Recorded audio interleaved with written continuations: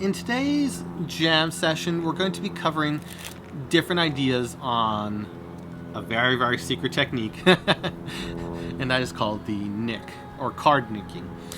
And it is very, very useful, but not too well known to the Magic community, more to gamblers than it is to entertainers. And it is a very, very useful technique in being able to controlling cards in what seems like impossible conditions, and works just like the crimp in the previous video with hecklers. Just the freeness of it. It seems like you never even touch the cards in this context, and it's something I use personally in my work at the very, very end of the show. If there's an encore, or if there's one trick I want to leave, like one trick for the rest of the night, and I want to blow away spectators and just have them talk about it all night, I use a card nick in my effects. You can look up HIMBER, I believe I called it HIMBER name card. Just type in HIMBER name card on YouTube in a separate tab, Command T, and you can find that. But with that said, let's jump into one of my favorite things, the card nicks. So, covering the nicking of the cards, which was, if I may say, popularized by, who was it by? Eddie Fields. Sorry, I blunked out for a second. Eddie Fields in his Art of Dodge series. And so, going into it, Eddie, not his exact trick, but we're going to be shuffling up the cards. Okay? Mix them on up. Mix on. And what we're going to do is we're going to have a card selected, or you know what? We'll make it more impossible. I just want a spectator to cut to the card. Cut the cards wherever they want. Okay? And again, they shuffled and cut the cards, so it seems very fair that they can cut wherever. So I say, so they cut right here, and I say, okay, this is good. Do you want to cut further? And they go, oh, you know what? I want to cut further. So they cut further. They can cut wherever they want. This is spectator doing. So I said, you cut here. You good right there. They go, yes.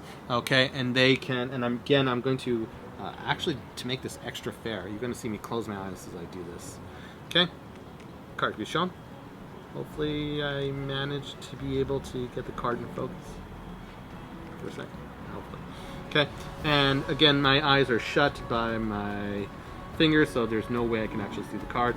The card can be cut inside the pack, and it can be swirled all around, lost inside there, and the cards can be shuffled up by the spectators. Again, my eyes are still shut, and I don't want to do blindfolds or anything of that nature, because you know you can kind of see through the bottom. It's kind of cheating, or see through them. And cards to be shuffled by a spectator, not by me. I'm looking away from the cards as I do this, so it makes it extra fair. And a card swirls, and the audience member can join. Audience members, they usually let them join in on it, and just swirling cards everywhere, and just mix on up. Hopefully none of those were your card. And so we get this impossible mix. And I say to the spectators, are you guys happy? Did you guys cut the cards to your heart's content? And they go, yes. You shuffle them to your heart's content. They go, yes. And then, depending on the effect or whatever you want to do, you can I'll just keep it to the bare bones simple context. With your card, the six of hearts, they would go, no. Okay, hold out your hand. They would hold out their hand. And I really want you to concentrate and think of your card. Really, really think about it. They do so. And you say, just give a wave and a snap. I want you to name your card out loud. They won't, because it's too impossible. And they just turn it over, and they see it's the Queen of Diamonds. And they are mind blown really, really hard. And again, this is a more basic effect, but this is a really interesting idea. Now, Eddie Fields goes into this old technique, but we're going to show how this varies from his ideas, and just compare and contrast the trade-offs of it. I'm excited. So to begin, card nicking is very subtle. Again, I first learned about this in the book of Eddie Fields. Actually, I learned about it from John Armstrong, who referenced it, the Artful Dodges of Eddie Fields. And so that I got the book eventually. I was like, oh, this is so cool. There's so many cool things in there. I recommend getting it. Not sponsored. And in the original version, he would get the nick however you want. Well, first I'll cover the nick, and now I'll cover the way you go about it. So, card, cut to, and in the original version, or like cool spell, he would maybe have them write their name across the card, and in doing so, they would do the nick. This is in the original version. They would just nick it right here. So as you were pointing to it, you would, and this is my modernization because they never really described it too well. This is how I make sure I get the nick, because I've been missing a whole bunch when I've been doing it, test running it. So here is the big secret. Use your forefinger and you slide the card just slightly, and you can see it's just very, very, very slightly to the thumb. And the thumb can have a short nail. My nail is I'm not sure if you can see this, but my nail is super short, okay? And I made it work for this effect. And you just have to push your forefinger, push it down into the thumb, and you get that nick, okay? Boom. And it can be subtle, like it's right here. Not sure if you can tell too much, but it's just very slight. And in the grand scheme of it, let me actually remove this card. This card's going to muck it up. Excuse me for this. Excuse me, use of spades. But hopefully you can see it. I'm not 100% sure if you can see it, but there is just a little tiny nick right there. And this allows us to be able to get in our work and whatever we need to do. And again, you have to find the nick and then cut to it. But for Eddie Fields, who didn't want to have to make it seem like anything was going on, he would walk out of the bathroom, see the nick, cut to it, get the card, and then he would produce it or throw it on the table. There's your card.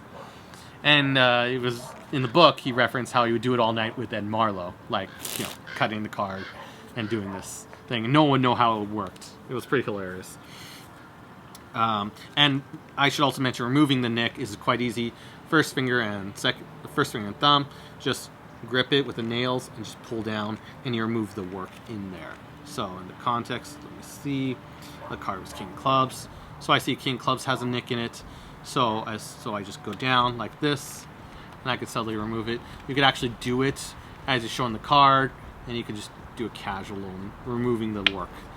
So there you go. And no one will even notice. You could leave it in there and no one would notice, but I just love to remove the work.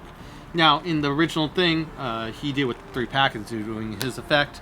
John Armstrong, I want to give credit to him, improved the effect by saying, do you want to cut right here? And then pointing and nicking. And in the case they actually went elsewhere, like they said they want to cut deeper, then he would cut deeper and nick another part, or nick the side, or just nick wherever you can, but in a different spot, and remembering which part you nicked it at, and then cutting to it there, and knowing that's that card, that's another card, okay? So that's another way to be able to go about that. I've advanced in my own way even further, which is crazy. And I'm not going to go into the effects of what the people have done so much. Tripper Teat, that's Eddie Fields's. John Armstrong did his own effect with it. But I respect their work. I don't want to go into their effects with it. Check out John Armstrong's Armstrong Magic Volumes 1 through 3 if you're curious. Great DVD, not sponsored. But my own subtlety, if I was to... I hope this video doesn't get too popular, because I actually wanted to use this exact effect to fool Penn and Teller, because I know they would never get this idea with the borrowed shuffle pack, because everyone uses gaff cards, you know what I'm saying? So, cards can be spread, and since we're having a little jam session-ish, I get to expand upon this. You can actually, this is going to be considered crazy, but applying the same concept that no one's ever covered, this is my own subtlety, use your forefinger pushing it into the nail and then nicking it. You could actually do it in the context of a card spread. So they can point wherever they want, and they say, right here, are you sure right here? And you could get that nick, okay? I'll even show it to the camera. I'm going to just shut my eyes so you guys can see it. Okay? I'm not looking at the camera. Hopefully it's okay. and then I can just place it in here. I still have no idea what it is. I'm not putting a crimp in it. I'm being serious. I have to keep honorable in this context. Let me shuffle on up. And then I could be able to find the card readily wherever I need to be. So there's a couple of guesses, but I'm going to go with this guess. And I'm going to cut the cards. I'm going to have to see after if I nailed it or not. Hey, that's the pun. Nailed it. And then doing the same usual thing. Is this your card? The 6 diamonds, they go no. Okay, it checks out. I give it a flick. And hopefully I got it. 9 diamonds. I've nicked so many cards in there and crimped so many cards in there. It's hard to find the exact one, but I believe it was 9 diamonds. I'll just check right now. Give me a sec. And your boy Danny nails it again. Pun intended. I really don't know if I'm going to nail it or not, but in this case I did.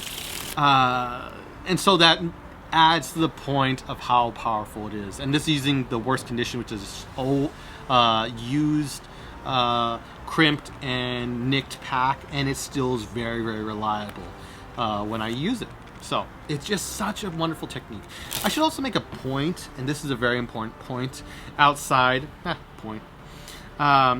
nick using your forefinger pushing to the thumb, which is critical in being able to do the technique well. I also want to point out that using a newer deck really does make this easier, because it stands out like night and day. Oh, it's right here, and you just go to it and cut right to it, and you're all set. Now, if you've got just a used pack, you gotta go with what you work with. And I do use a used pack, and you can see the condition of the cards, not totally brand new. I do this to push myself and to show that the techniques I use or what I put out is reliable. And I want to give you that kind of safety. So you feel free to practice and see that it does work. And so this is just for card control. I haven't given out any real effects.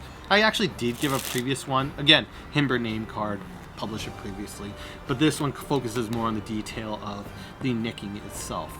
And again, you can even cut the card sideways and nick it sideways, like so. Going there, you can be able to nick it however you want.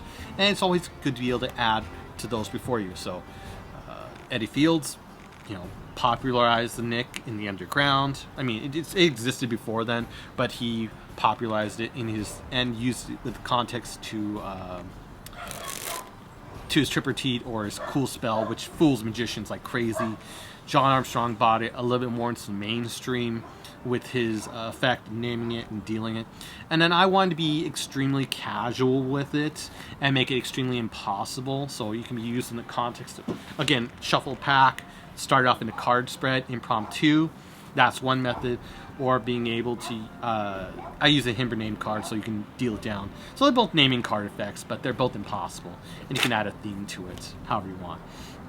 Or you can use a totally different effect, whatever you want, because honestly, you just nick the card, they can do whatever they want, and then after you cut it to whatever position, whether it be top or bottom, or set to whatever position you want, the effects are entirely yours. You can do whatever you want with the effect. It's just wow. The ideas with it are limitless, and you could say, I guess, because it's more of a gambling technique than it is a magic technique, but it really should be considered one of those things where it's a regular usable technique. More so, in my opinion, and only my opinion, than the second dealing down. But that's another story for another day. That's just my opinion. That said, nicking is amazing. It's not popularized, but I want it to be an alternative for people who really want to make that impression on people. You want to fool a magician. You got nicking and being subtle with it. One final thing I should mention is you don't want to leave it there, your fingers there too long. Otherwise people think, what's he doing? Is he making him, is he trying to put paint on there or anything of that nature? So it's just brief. Get it, get out. And then card shuffle it. You can remove the work if you want. And just so subtle, yet so powerful. Magicians can't comprehend using a nick. They can comprehend cuts, they can comprehend it all. But at the end of the day, Eddie Fields, You were very clever. I will say that. So with that said, I hope this video was very helpful to you. Like and subscribe.